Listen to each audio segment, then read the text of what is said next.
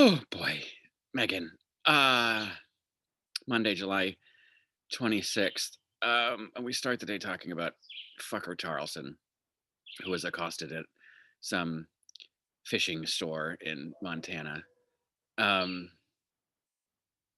Accosted, I think, is a strong word. He was confronted by a man who just basically told him that Tucker's the worst person on the planet, which is really just telling him the truth. Um, and the question is, is it appropriate for someone to be able to, for someone to go up to someone of, you know, of some renown when they're having private time? And normally I would say no. You usually just leave people alone, especially people you don't know. But when it's someone like Tucker Carlson, the rules change a little bit.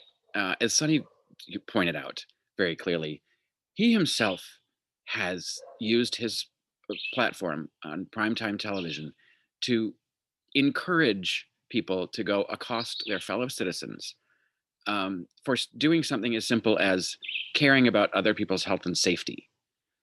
So, um, you know, when he's advocating for people to confront each other, and he has spent the better part of the last decade sowing huge division in this country, creating animosity, fueling the flames of hate, spreading lies, spreading a whole bunch of misinformation about a deadly virus.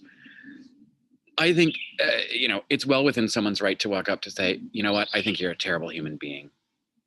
Um, you said you thought the guy was aggressive. He was very calm. And if you'll notice, if you paid attention, the only person who touched the other person was Tucker. And Tucker put his hand on the other guy, which is inappropriate. And then called him son, which is insulting. The only way to handle a situation like that is for Tucker Carlson to say, "Thank you for your input," and walk away. Like you're not going to change that guy's mind. And the guy, uh, it might give Tucker at least a moment to think, if I continue to do this, I'm not going to be safe in public. Tucker knows what he's doing. He knows he's spreading lies. He doesn't believe the things that he says. So, his own network argued in court that no rational person would actually believe that what is on Tucker Carlson's program is factual. It's an entertainment program. He's playing a part. So, and that part that he's playing is divisive. It's detrimental, and quite frankly, deadly. So, yeah, uh, Tucker Carlson deserves whatever he gets in public. And excuse me, as far as his wife hiding in their pantry because there were protesters outside, I'm sure she has guns. I'm sure she has protection, and I'm sure that they don't live right on the road. He's from Swanson money. There's no way he's sitting in some unlocked condo. But yeah, when you spread lies like that for that many years, I think you deserve to have a comeuppance. And that sort of his whole shtick leads into the second topic, which was the optimism in the country that has waned, and therefore the president's approval rating has waned. And she didn't really get into it, but Sarah hit it on the head. It's about the virus and the vaccines and the variants and the three V's. People are tired. And the whole idea that this variant is running through the unvaccinated people, and I'm vaccinated but I still don't feel safe. The people who are crestfallen because they just found out that just because they got the vaccine doesn't mean they can't get COVID. I don't know where people got that. The messaging, I think, was pretty clear that the vaccines help prevent you from dying or getting hospitalized. But that's the majority of people's dissatisfaction with the country right now. And intellectually lazy people will blame gas prices on the president. But that's all part of Tucker Carlson and the vast misinformation campaign, and what the propaganda that places like Fox News have been spewing out for the past 40 years. They sow division and create false narratives about the reasons why things are the way they are, to blame the Democratic administration, to try to get power back to the Republicans. And the thing that is mind-boggling about the whole process is that people just want to see work getting done. They want to see progress. They want things to get better. They want relief. They want better jobs, better paying jobs. They want access to healthcare. Excuse me. You know, they want a more livable society, but at the same time, continually vote for people who don't do those things, because for 40 years the Democrats have been demonized by the right. Where the snowflakes and tax and spend and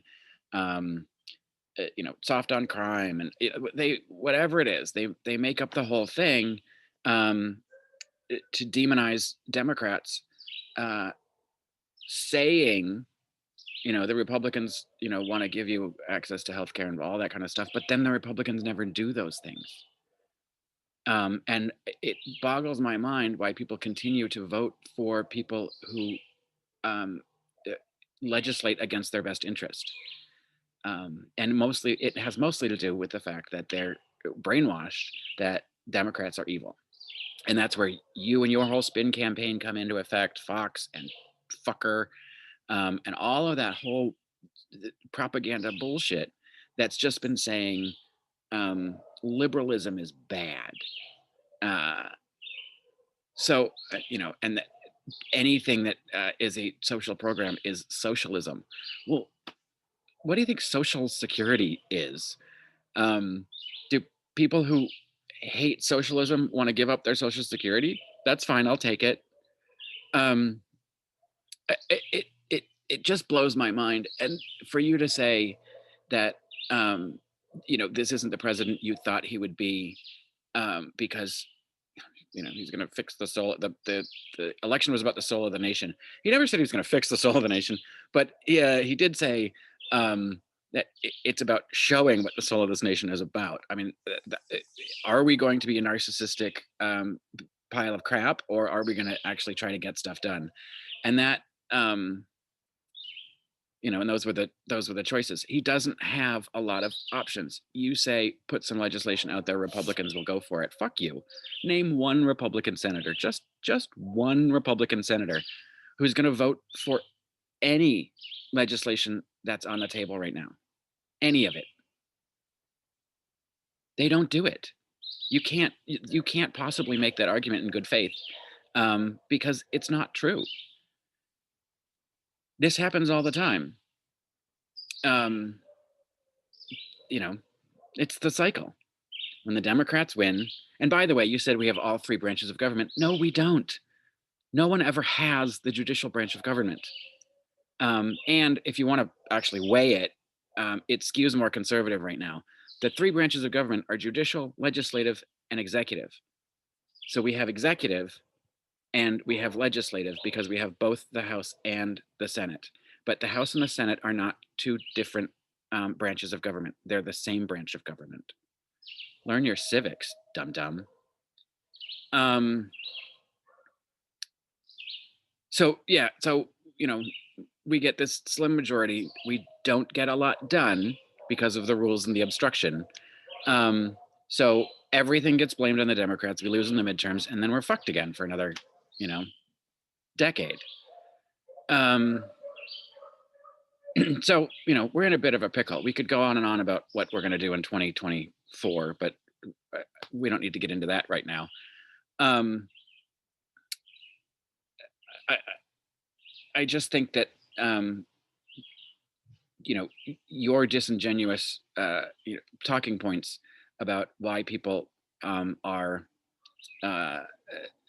not feeling optimistic are just emblematic of part of the problem. You yourself last week on this program said because there was a shooting 2 blocks from the White House, every American should be scared. You said every American should be scared. So, there's some optimism. You spread delightful lies about how every Democrat-led city in this country is a hellscape and crime-ridden. I'm also going to point out the vast majority of the urban centers are run by Democrats because Democrats live in urban centers. That's just population demographics. So there's rarely major cities run by Republicans. There's exceptions, yes, I know. But for the most part, the major cities across the country are usually run by Democrats because that's where the Democrats live. Yeah, and so, your constant harping on everything that you think is wrong, with offering no assistance to help, which is the Republican whole motto, right? Say everything is terrible, blame the Democrats, get back in control, and then do nothing. It's the cycle. And I don't know how we break it, given our current rules and infrastructure of our government. We've been gerrymandered to fuck, even though, the Republicans have something like 35% of the population, or is it 40, maybe somewhere in there. They control 60% of the government in most cases. So there's something wrong. But that doesn't matter because after 2 hot topics, you were never seen from again. So, half day for Meghan.